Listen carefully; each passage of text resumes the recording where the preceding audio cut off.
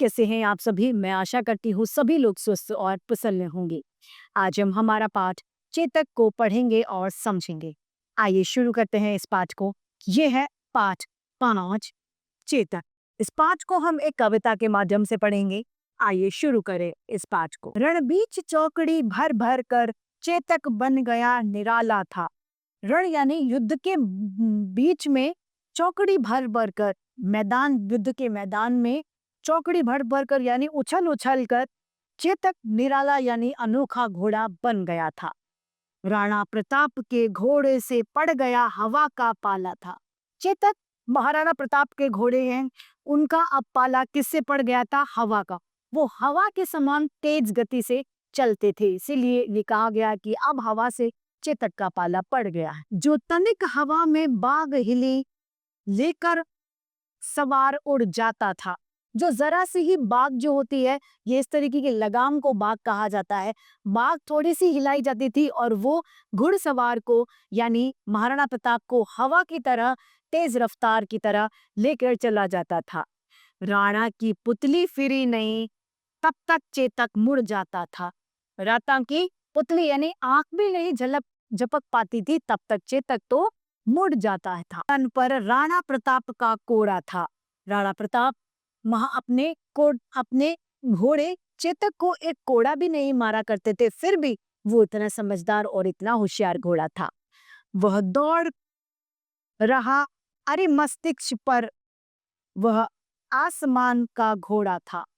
वह बड़ा तेज दौड़ रहा था अरे मस्तिष्क पर। अरे मस्तिष्क अर्थात अरे मतलब होता है शत्रु। अरे का अर्थ होता है कि क्या?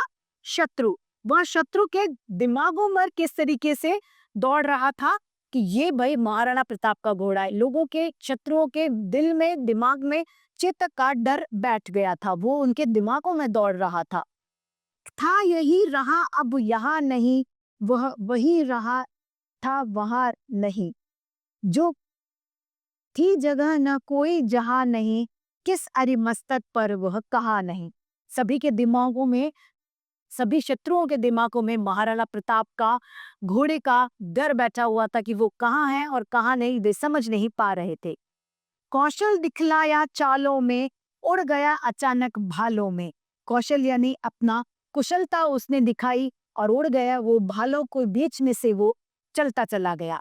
निर्भीक गया वह ढालों में, सरपट दौड़ा करवालों में। वह बिना किसी डर के भालों के बीच से होता गुजरता चला गया और बीच से ही कर वालों यानी तलवारों से भी वो मध्य से होकर बीच से गुजरता चला गया बिना किसी डर के। बढ़ते नद सा वह लहरा गया, बढ़ती नदी की तरह वह लहरा गया। वह गया गया वह ठहर गया, वह चलता गया और फिर आखिर आकर ठहर गया। विकराल व्रजमय बादल सा, विकराल यानी बहुत बड़ा, व्रजमय यानी बहुत कड़ा, बादल की तरह अरि की सेना पर गहर गया। अरि यानी शत्रु के सेना पर वो बरस गया। कौन? चेतक। भाला गिर गया, गिरा निशंक। भाला क्या था? वो गिर गया था। और निशंक मतलब तस्कर, तरकश जिसमें तीर रखते हैं, वो भी गिर गया था। है टापो से खन गया अंग। टापो अर्थात हया यानी घोड़े के टाप जो होते हैं, जो नीचे के उसके खुर होते हैं, उसे टाप कहते हैं। हर टापों से उनका अंग उन्होंने खून दिया था। बैरी समाज रह गया दंग, घोड़े का ऐसा देख के रंग। ये जो दुश्मन समाज है वो देखकर दंग रह गया कि कोई घोड़ा भी ऐसा कर सकता है। इस पाठ के रचयिता हैं श्याम नारायण पांडे।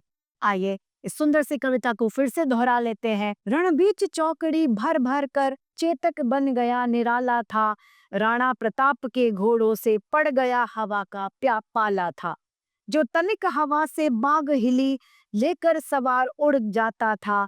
राणा की पुतली फिरी नहीं, जब तक चेतक मुड़ जाता था। गिरता ने कभी चेतक तन पर राणा प्रताप का कोड़ा था। वह दौड़ रहा अरि मस्तक पर, वह आसमान का घोड़ा था यही रहा अब यहाँ नहीं, वह वही रहा था वहां नहीं। थी जगह न कोई जहां नहीं, किस अरि मस्तिष्क पर वहां कहीं। कौशल दिखलाया चालों में, उड़ गया अचानक भालों में, निर्भीक गया वह ढालों में, सरपट दौड़ा कर वालों में। बढ़ते नद सा बहता गया, बढ़ते नद सा लहरा गया, वह गया गया वह फिर ठहर गया, विकराल व्रजमय बादल सा अरिकी सेना पर गहर गया। भला भाला गिर गया गिरा निशंग, है टापों से खन गया अंग, बैरी समाज रह गया दंग, घोड़े का देख ऐसा रंग। तो इसी के साथ भी सुंदर सी कविता समाप्त होती है और उम्मीद करती हूँ आप सभी को समझ में आई होगी। आज के लिए इतना ही, फिर मिलते हैं। धन्यवाद।